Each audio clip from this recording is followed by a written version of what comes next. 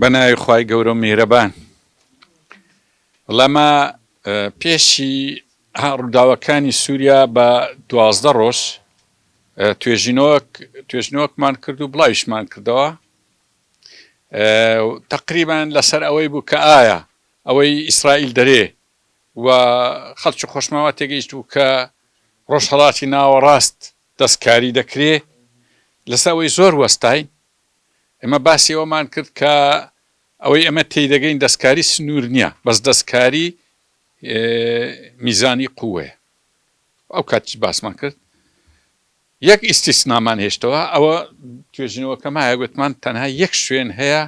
کاندیدە لە بۆ دەستکاریکردن ئەوی سووریایە مەجال هەیە ڕاستیتان پێ بڵێم بەڕام ئەمە نەمانزانی لەو لای ڕا یعنی لەو لای کە دەست پێکرد زانیمان لە سووریایی دەقەومێ بەس نەمانزانی لەو شوێنێ ڕادی ئەومان نەزانی هەرچەندە مخابراتی ئەمریکا رووسیا فلانجی هەموو دەرێن ئەمەش نەمانزانیە ئەنی هەموو دەرێن ناکاو بوو تورکیا بەخۆی گوتی ناکاو بەڵام پێ ناچێ و شتێکی زانی ئەوەی کوردستانی ڕۆژاوە مەزلوم عەبدوجێتن بوو تێمە 6 مانگە ئاگامان لێ ئەوەن دیار بوو ئاگایان لێ بوو ئەمە لێرە بە دەقیقی ئاگامان لەوەی نەبوو بەس زانیمان لە سووریای ئێستاش ئیشەکان هەروایە ئاگەتان لێبی نەتەنیاهو ئەوڕۆ جارشکە دووبارەی کردەوە گوتی ئەمە ئەدی نەمانگۆ دەستکاری ڕۆژهەڵاتی ناوەڕاست و ڕوخسار دەگۆڕین ڕوخسار گۆڕین بەڕێوەیە بەڵام سنوور گۆڕین نییە بەڵام چییە ئەدی چییە ئێستا زۆر وازح دیارە ئەو استراتیجیەی ئەگە سەرکردایەتی کورد تێی بگا ئەوەیە ئەوەی نقطەکە یعنی حەقوێ تێی بگەین و ئیشی لەسەر بکەین ئەو دەوڵەتانەی کە کوردی تێدایە هەر دەوڵەتەک کە دەڕوخێ بە تەواوی موئەسساتەوە دەڕوخێ یعنی وەکۆی نییە با بڵێن گۆڕانکاریەک لە ئەوروپا دەبی لە دەوڵەتەش دیموکراسی حیزبەک دێتە زێ حیزبەکی هەموو دام و دەستگا وەک خۆتی لەبەرەوەی دام و دەستگاکان سەر بە دەوڵەتن سەر بە حیزب و حکومەت پشتیوانینە بەس لە دەوروبەری ئێمە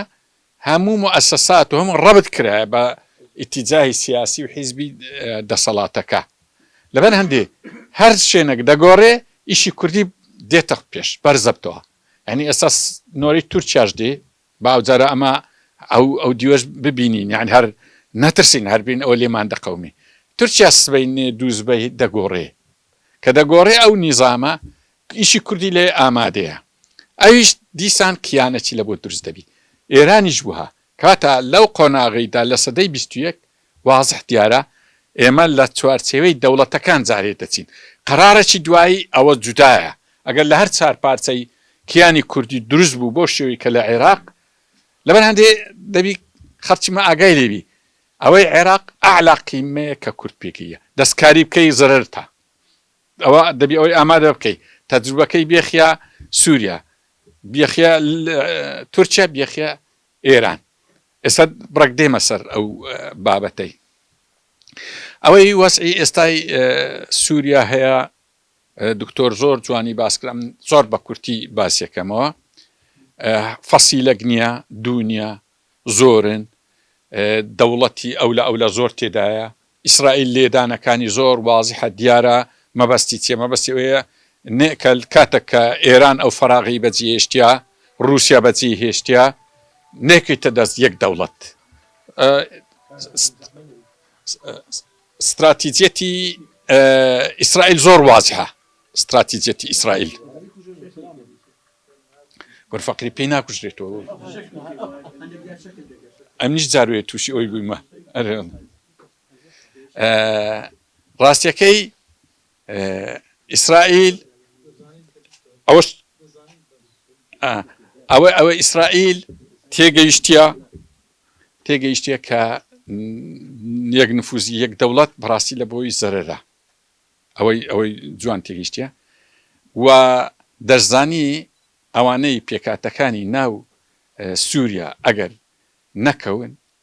نیزامی مرکزی نایێتەوە لە بۆ ئیسرائیل ژوایە نیزام مرکزی نەبی کەواتە ئیسرائیل بە تەواوەتی دێتە ناو ئەو مۆزوعی یعنی کورد بێنوێ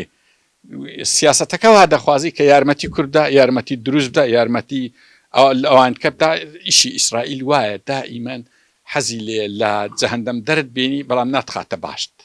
ئیشی وایە ینی ئاگەتەن لێوی ئەوەی مەرن ئەوە کەواتە تای با پشتی پێ بەستین و وڵات هەتا دەوڵەت دەمان بە ئەوان نییە نالی بمری بەڵام نایەوێ بە ژیانەکی ئاغایش بژی ئەوە ئەوینە ئیشی خۆی وایە ئەوجە تو دەبی سوودی لێوەرگی کاتە ئەمە دەبی تەمەشای سووریا بکەین ڕەنگە ماوەکی باش ببە بە نائارامی و ئەمە لە پاش ڕۆژی یەکەمی ئەحداسەکانی سووریا ئەمە شتەکمان بڵاو کردەوە 4 خاڵ بوو 5 خاڵ بوو خاڵەکیان غەڵەت دەرچوو بەس سێیەکانیان نا ئێمە گوتمان ئەوە زۆر لە قازانجی کووردە ئەوە تازە ئەمە تەمان لەو دیڕاستەی لەوەی دەترسین کە ترامپ بێتە سەر حکوم ئەو 4 ساڵەی بەڕاستی بکشێتەوە چکە نیازی ئەمریکاوا بوو بکشێتەوە لەو مانتیقانە سیاسەتی ترامپ سیاسەتە چ دووجارێ ئەوەی لێ بە هەڵەداچین ئەوەی گوتمان جارێ وازوو دیمەشق ناکەوی ئەوە ئەمە لی بە هەڵەداچین و تەوەقوعاتە و ئینسان دەبی ئەوەش بکە ئەوڕۆ خاڵێکی گرنگ ڕوویدا بەڕێی من نازانم دەستگای ستاندەر بڵاوی کردەوە یان نا فەریقەکی بە قووەتی توێژینەوەرەکانی ئەمریکا لەگە سیاسەتمەدارە گەورەکان لەگە وەفدی بایدن چوونە لای ئیدارەی ترامپی داهاتوو زۆر بەوردی قسەیان دەگەکردن نەخشە ڕێگەچیاندانە کە لە سووریا پێویستە بەرێکی سەر بە ئەمریکای دروست بکرێت ئەوانش دیار بوو ڕازی بن ئەو نقطە گرنگە ئاگەتان لێبی زۆر لەوەی ئیش زۆر گەورە دەکچکە حتمما ئەو بەرێ کە دەکرێت کورد یان ئەوی پێی دەگوترێ قەسەد لێی سنتەرە هیچ گومانتان نەبی کەواتە لێرەوە ئیتر دەست بە ئیش و کار دەکرێت عادی تەحەدی بەرێ تەحەدیەکان گەلە زۆرە هیچ گومانتان نەبی ئێمەش کاتی خۆی لە کاتی کۆڕەوی ئەمن گوێم لێ بوو ئەم گەیشت بوومە نێزیک چۆمانێ هەڵاتنی جێم لە محەلێکی گەورەی عالەمی بوو گۆتی کورد ئەوجە دەرتا کیان و سربەخۆ و کۆمەڵک شتی گۆ زۆربەی زۆری ڕاست دەرچوو یخۆ ئیوانی دەبی ئەزیەت و ئازار بکێشن ئەوەی هەرە تەحەدی گەورەیە ئەو خاڵە بوو کە پێدەچی تەجاوزی کردی کە ئەمریکا ناکشێتەوە لە منتیقەکەی کە ئەمریکا نەکشێتەوە تابعاً ئەوە زامنیەکی زۆر گەورەی لە بۆ کورد تێدایە تەحەدیەکە بەڕاستی تورکیا هەر ئەو دروشمەی قەدیمی کە دەیگوی یەک پارچەی خاچی سووریا یەک پارچەی خاچ عێراق یەک پارچەی خاچی تورکیا وەکو یەک پارچەی خاچی تورکیایە ئێران یەک پارچەی خاچی ئێرانی دەبوو ئەو سەیە وەکو یەک پارچەی خاچی تورکیایە دروشمەکە لە 100 ساڵی ڕابردوو بەڕێی من هیچ دروشمەک ئەوها دژی کورد نەبووە وەچی ئەوشی چکە وڵاتەکانی تر تورکیا ئەوە ئێرانە سووریایە عێراقە لە ناوخۆ دژی کوردن بەس لە دەرەوە زۆر ئەو دەوریان نەبوو تورکیا ئێستا دەرکەوت لە هەموو شوێنەکان دژی کووردە لە هەموو یعنی ئەوە هیچ شک و گومانی تێدا نییە و هەر کەسە دۆستایەتی تورکیا بکە من ناتوانم لە چوارچەوەی ئەمنی قەومی جێی ئەو دۆستایەتی بکەمەوە بە هیچ نەوەچی ئەجار لایەک بە چکە خۆشی دەگرتەوە یعنی ئێستا وازح دیارە سوپای تورکیا کە هاتتا کوردستان هاتتا هەردوو بەشی کوردستان لە بۆ ئەوەی ئەو تەجروبەی هەر بەخۆشیان لە ناوە خۆ دەرێن دەنجارس کە مەنالین تەجروبەی کۆزەی شیمال یعنی ئەوەی کوردستان دووبارە بتەوە لە هیچ شوێنێک ئەوەی هەیە ئێستا کەواتە هەرێمی کوردستانی سووریا بوویتە گرنگجیەک لەسەر ئاستی عالەمی دیارە ئەمریکا ئەو ناتۆ و ئەوروپا لەسەر ئاستی ئیقلیمی بێزگە لە تورکیا تقریبا لە لای هەمووان گرنگ لای ئیسرائیل باسمان کرد نقطەی زۆر عجایب هەیە بزانە تەقاتوعی مەساڵح زۆر جارێ وایە ئەو شوێنەی ئەوان ئەوڕۆ لە لای بەرەی ئەی پێدەگوترێ مەقاومەی ئیسلامی و ئێران و ئەنەش گرنگە ئێستا عێراق ئەمە ئەوڕۆ وەفدەکمان لەلا بوو لە کەس لەوێ نەبوو ئێوانی یعنی باسمان کرد گوتمان مادام قەسەد لەوەیە عێراق پارێزراوە کوردستانیش پارێزراوە ینی تەماشا کە سەنگەرەش چەند بە قووەتە لە بۆ عێراق لە بۆ کوردستانی خۆشمەند خۆ ئەگەر ئەو سەنگەرە نەبووە لەوێ ئێستا بابرین ئەو جەماعەتانە توندان لەوێ زۆر بە ئاسانی داخلی کوردستانی ئێرەش دەبوو یعنی ئەو ڕێ لەمەگرتی حەقی ئەمەی کوردستانی ئێرە حکوومەت حیزبەکان حەقی ئەوی بزان کە ئەوان سەنگەرەکی زۆر بە قووەتی پارێزەری کوردستانی ئێمەنە کەواتە گرنگی کوردستانی سووریا بوویتە گرنگیەکی ناوەخۆی ئیقلیمی جیهانیش ئەوجا کوردستانیش ئەگەر دوو حیزب هەیە ئەمیش عینەن ئەو ڕەئیم هەیە بڕک یارمەتیان بدەن هەر یەکە بە نەوعەک لە کوردستان لە هەر چار پارچەی کوردستان یەکیان برادرانی پارتیە یەکیان برادرانی قەندیلن هۆی بەس ئەو دوو حیزبەش سیستەمی حیزبیان سیستەمی قیادە قوتری و قیادە قەومیە خۆ هەموو دەزان ئەو سیستەمە معنای چیە خۆی حیزبی بەعز کە ئێستا هەمووی تێچوو زیاتر لەبە قیادە قەومیەکەی بوو قیادە قەومی زۆر کێشەی لە بۆ وڵاتانی عەرەب دروست کردبوو عینەن ئەوەی ئێمەش ئەو دوولایە کە ئیش لەسەر پارچەکانی تری کوردستان دەکەن بە سەلبی لە بۆیان دەگەڕێتەوە زۆر خراپ و هەردوولاش زەرەر دەکەن باشترین ئیش چیە ئەوەیە لەبەر ئەوەی قۆناغەکەمان زۆر حساسە ئەمە ئەو ڕۆژە لەگەر ڕەواندی کورد گفتوگۆیەکمان هەبوو هەندێک لێرە وازم بەشدار بوون پێشنیاری ئەومان کرد لزنەک لێوێ پێک بێ قسە لە بینی برادرانی پارتی و برادرانی قەندیل بکەن ڕاستە زەحمەتە بە تایبەتی برادرانی پارتی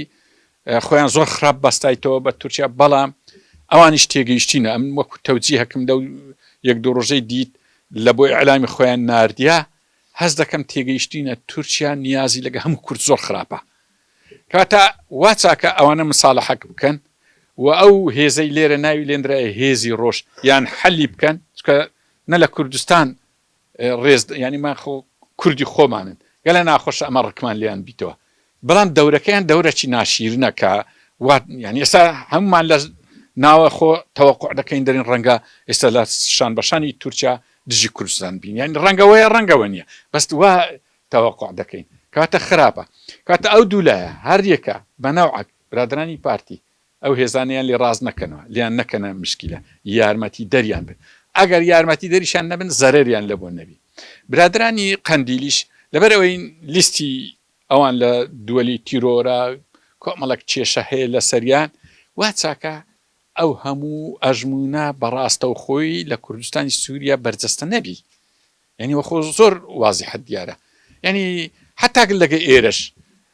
لەگە ئێرەش حکوومەتەکەیە وڵای وازم کەس چەند چیمانچی ئەو مەجلیسەی ئەوەندە ناتەبانینە لەگە ئەو حکوومەتە ئێرە بەڵام حکوومەتە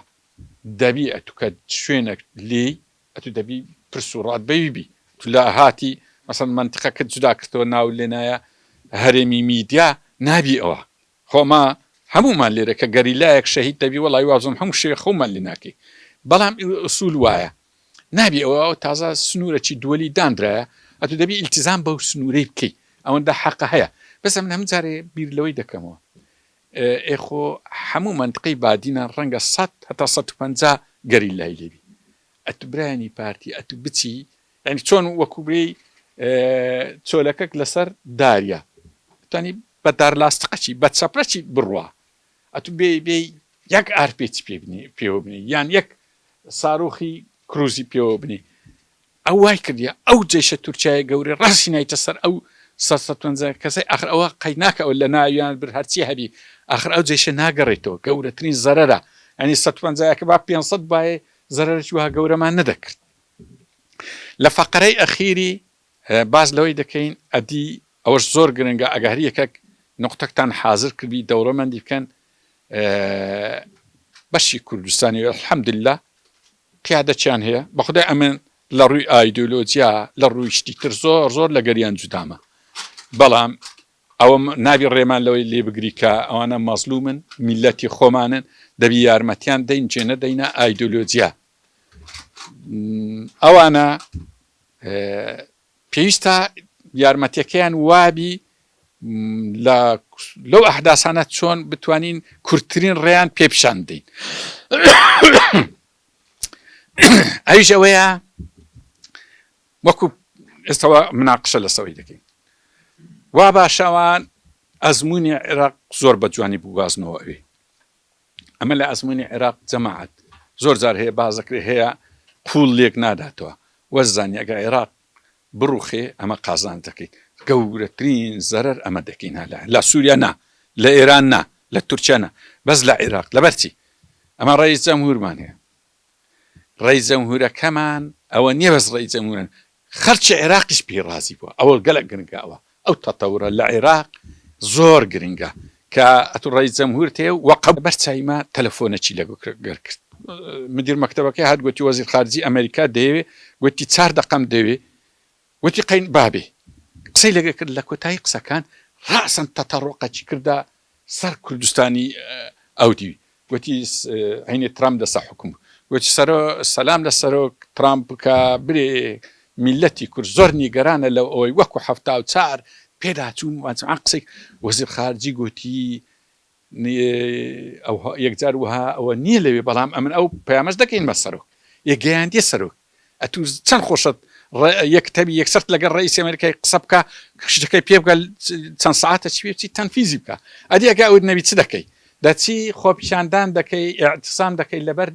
دەمچی قونسولیەی ئەمریکا قونسولی ئەمریکا بە 4 ڕۆژی دەیگەین تا سەفارەت بە 15 ڕۆژەیش دەیگەین تا کۆنگرس بەس 2 مانگان دەوێت 6 مانجی دەچی دەگاتە ڕئیس جەمهوری هەینەکە هیچ لە سەیزمە کاکە ئەو وەزعی لە عێراق دروست بووە بەڕاستی ئەوەی نییە لە دەستی بدەین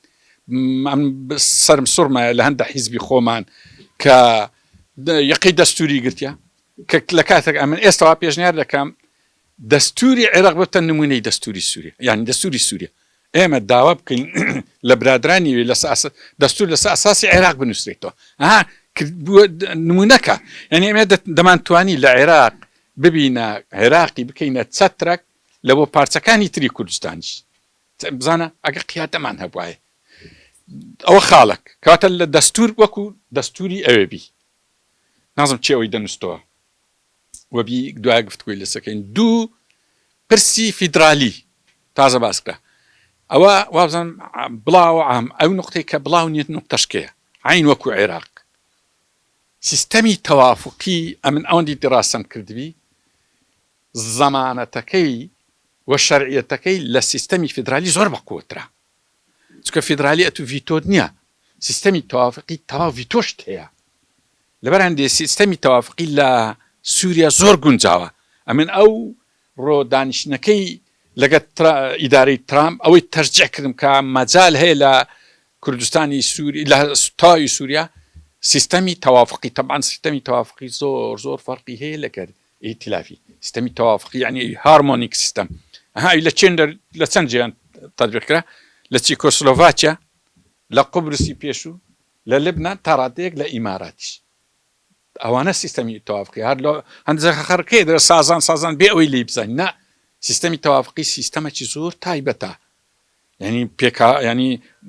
دەوڵەتەکە ناوی دەوڵە المواطنە نییە ناوی دەولە المکەویناتە وە لە بۆ کوردیش دەولە المکەوینات باشترە ئێستا زۆر هەیە خەڵک دەرێ کاکە با بینە مواتنە نازانانی ئەگە گەیشتە مەرحەلی مواتنە حقوقی میلەتان نامینی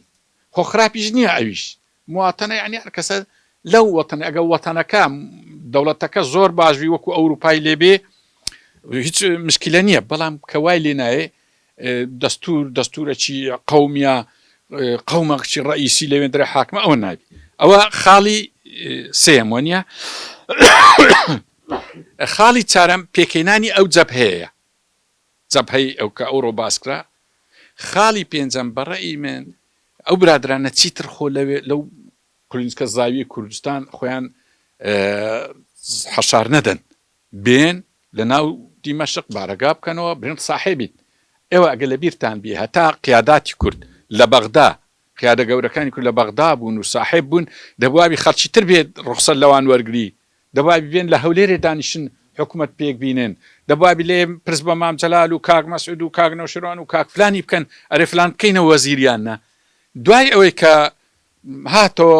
مام جەلال نما ئەو نما و جەنابی کاک مەسعود بە تەنها ماوە دەبوابی هەروە بکە بەڵام کە هاتەوە ئێرە و بەڕاستی سیاسەتەکەی گچکە کردەوە ئیتر خەڵک بۆ ساحب ئەو مەدانە گەورەی بەجێشت ینی ئیشێکی زۆر عجیبە عێراقی دروست کرد و دەیدەیدی هەموویەوە کرد و ڕێکی یەخسوێت و لە کاچاتە وڵات جودا دەبمەوەلێت چەند ینی ئیشێک بوو ئەگەر تەمەشایکەی بەڕاستی سیاسەتی بزەبت ناحەکیمانەی کورد ئەوە بوو بە عێراقتان بەجینێ حساب عێراق ئەنگۆ بە خۆتان ساحب بوون ئەو کۆمەڵە خاڕە هەیە خاڵی تریش هەیە ئەم پێم باشە لەسەر ئەو نقطەی ئەخیری گفتوگۆیەکی باش بکەین وەبی ئەمە بتوانین مەلەفەکی دروستکەین مەلەفەکی قانونی سیاسی ینی زۆر مڕەکەز لەو دوسێ ڕۆژەی پێشکەشی ئەوان بکەین کە چۆن بتوانن ئیش یان وەکو بتە نەخشە ڕێگایەک لە سووریا ئیش بکەن تەبعاً ئەوان باشتر لەمە دەزانن ئەوەی مە یارمەتیەکی کەمیش بی هەر باشە لە بووە. وەسەلام عەلەیکوم وەڕەحمەتوڵڵی وبەرەکاتوه.